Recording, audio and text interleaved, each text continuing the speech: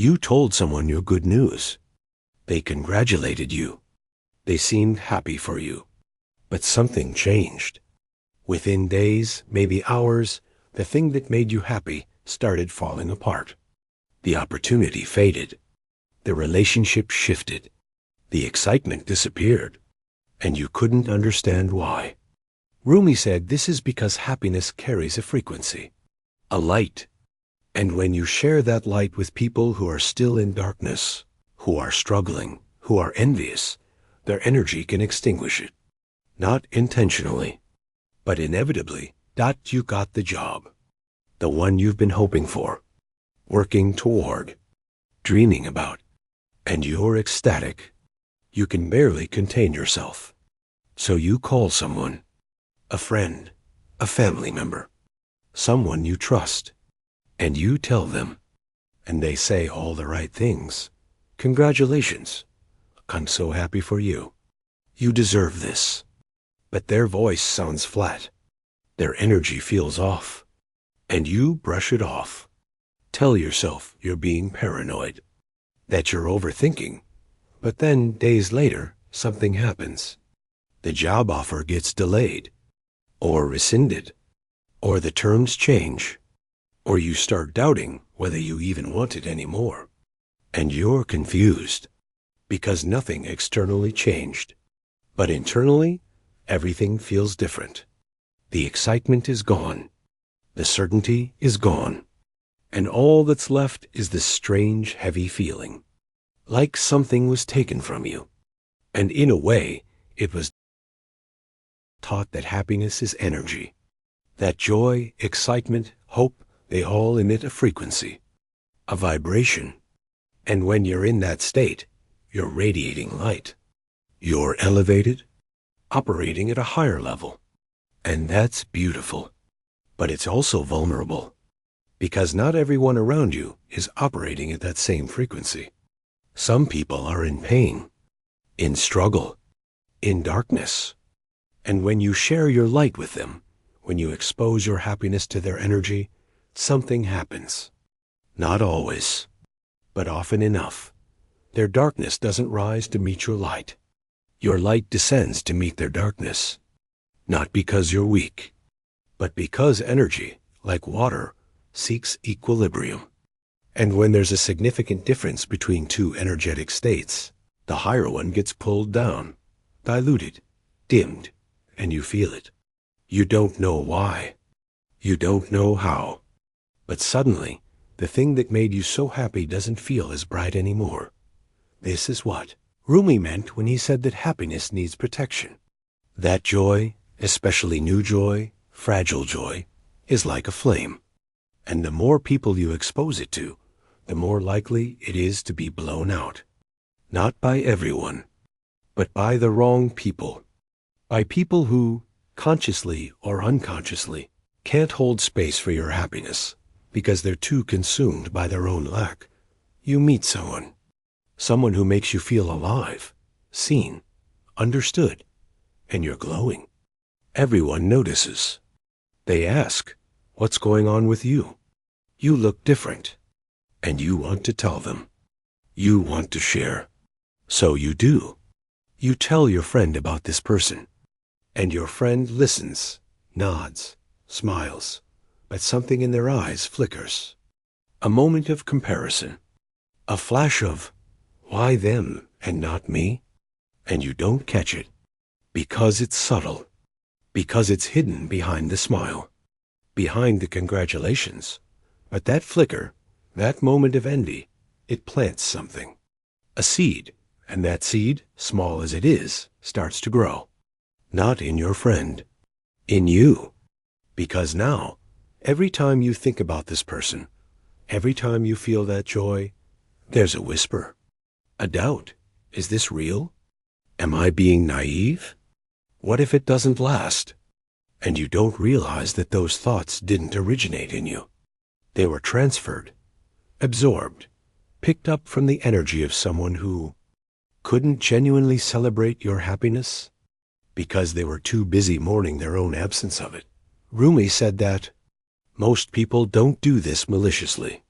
that they're not consciously trying to dim your light, but their unhealed wounds, their unprocessed envy, their unacknowledged pain, it leaks. It spills over. And when you're in a vulnerable state, when you're open, excited, radiating, you're more susceptible to absorbing it. Because happiness, as powerful as it is also porous. It lets things in. And if what's coming in is doubt, fear, envy, negativity, it contaminates the joy. It muddies the clarity. It turns what felt like certainty into question. This is why some of the happiest moments of your life are also the most fragile. Because you're not guarded. You're not protected. You're open, trusting, believing that everyone around you wants the best for you. And many do, but not all. And even the ones who do, even the ones who genuinely love you, they might not be in a place where they can hold your joy without feeling the weight of their own lack. And that weight, that heaviness, it transfers, energetically, subtly, invisibly. You achieved something big, something you've been working on for years. And you're proud, you're relieved, you're excited. So you post about it, you share it publicly, and the responses flood in. Congratulations, amazing, so proud of you. But among those responses, there are others, silent ones. The people who see your post and feel something else. Resentment, bitterness, a quiet, why not me? And even though they don't comment, even though they don't say anything, their energy is there, hovering, attaching, pulling, and within days, you start feeling different. The pride fades. The excitement dulls. You start second-guessing. Was it really that big of a deal? Did I deserve it? Am I being arrogant? And you convince yourself that these thoughts are yours, that you're just being humble, realistic. But Rumi would tell you, those thoughts aren't yours. They're echoes, reflections of the energies that came into contact with your joy. And the more people you exposed it to, the more contaminated it became. This is the danger of living in an age where everything is shared, where every win, every milestone, every moment of happiness is broadcasted. Because the more you share, the more you invite. And not everyone you invite is safe. Not everyone has the capacity to celebrate you without feeling diminished by your success. And their inability to hold your joy, their unspoken envy, their silent resentment, it doesn't stay with them. It travels. It finds you. And it dims what was once bright. Rumi taught that the wise protect their happiness, not by hiding, not by being secretive, but by being selective, by understanding that not everyone deserves access to their inner world, that some joys are meant to be private, sacred, held close. Because the moment you share them with the wrong people, you give those people power, power to influence, to diminish, to contaminate. And the wrong people aren't always obvious. They're not always the ones you distrust. Sometimes they're the ones closest to you. The friend who's been struggling. The family member who's unhappy. The coworker who's stuck. And they love you. They genuinely do. But they're in pain. And pain, unhealed pain, doesn't know how to celebrate. It only knows how to compare, to measure, to feel worse about itself in the presence of someone else's happiness. You tell your sister you're getting married, and she smiles. She hugs you. She says she's happy for you. But you notice something, a stiffness, a distance, and you ignore it. Because she's your sister, because she loves you. But later, when you're alone, you feel it, a heaviness, a doubt. And you start questioning, is this the right person? Am I rushing? What if it doesn't work out? And those questions, they didn't come from you. They came from her, from the part of her that looked at your happiness and felt the absence of her own. Rumi said that envy is like smoke. You can't always see it, but you can feel it. And when someone looks at your joy through the lens of their own lack, they release smoke. And that smoke, subtle as it is, clouds your vision. It makes you doubt. It makes you question. It makes you second-guess what you once knew with certainty.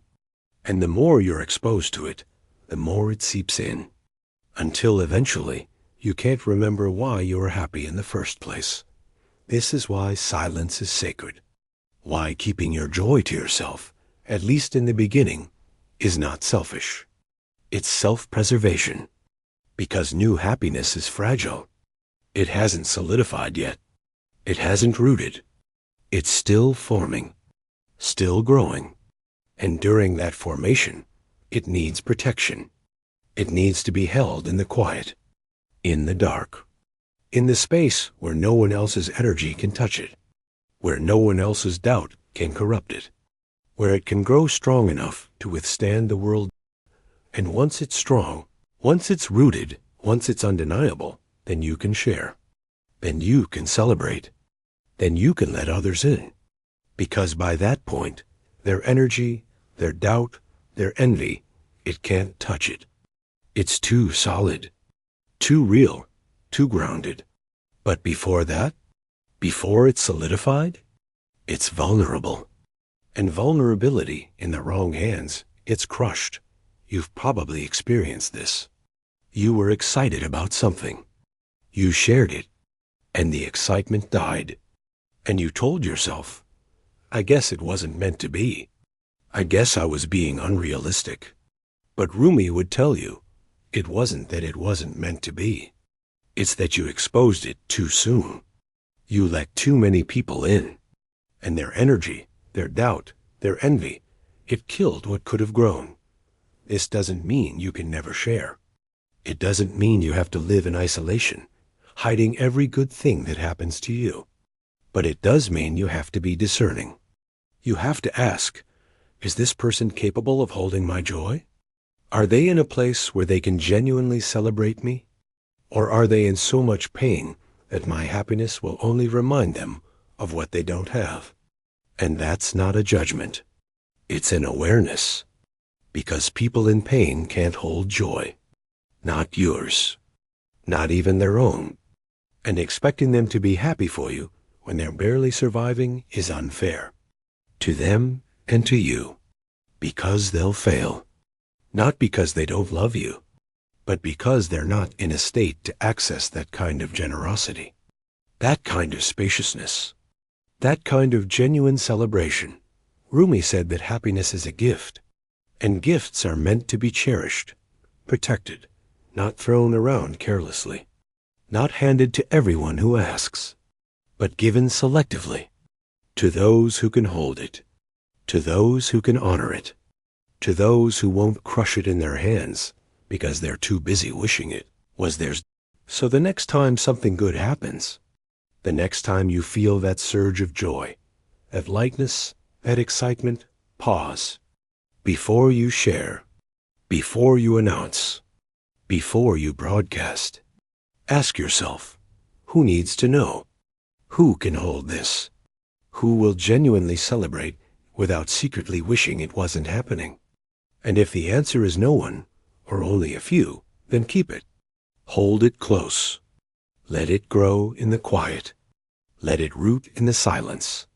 And when it's strong enough, when it's undeniable, then you can share. But not before dot, because Rumi was right. Happiness needs protection. And the best protection is silence. Not forever, but for now. For as long as it takes for the joy to become unshakable, for the light to become blinding, for the happiness to become so rooted in you that no one's doubt, no one's envy, no one's darkness can touch it. And when that happens, when your joy is that solid, you won't need to share it, because it will radiate from you, without you saying a word. And the right people, the ones who are meant to celebrate with you, they'll feel it. They'll see it, and they'll honor it, without you ever having to announce it.